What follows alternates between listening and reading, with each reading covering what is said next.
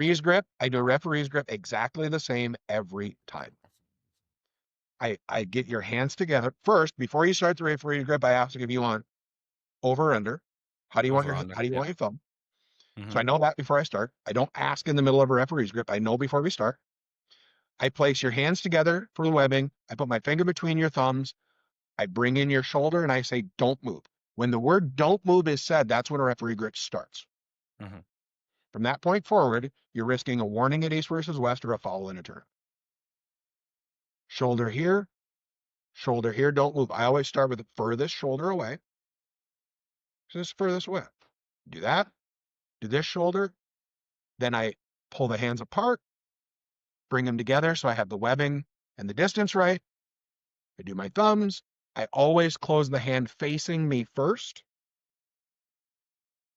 and then the next hand. The reason I always do the hand facing me first is because no matter how many warnings, fouls, regrips we have to do in the referee's grip, I always know who's closed next because I always know where I started.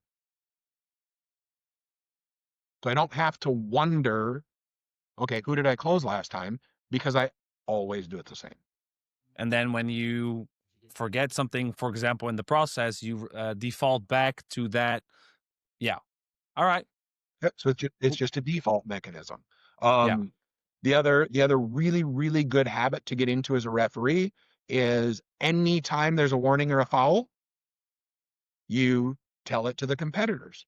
So you've got a warning and a foul, and your competitor has a foul, just fouled. You come back to the table. I'm going to go, you have one warning, one foul.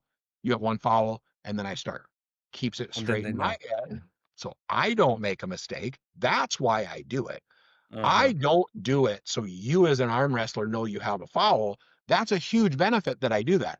I do it so I can keep track, Uh, right?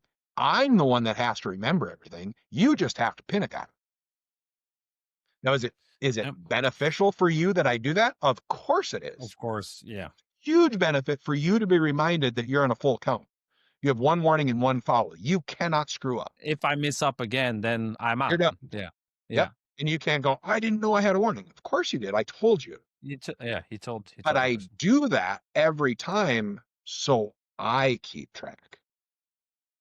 So I always know the count.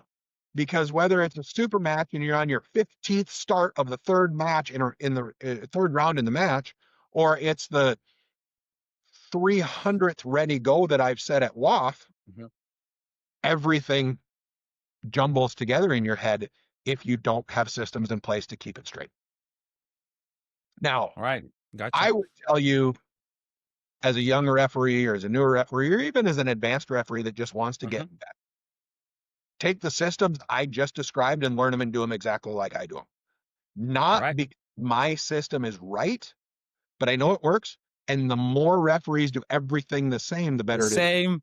That's yeah.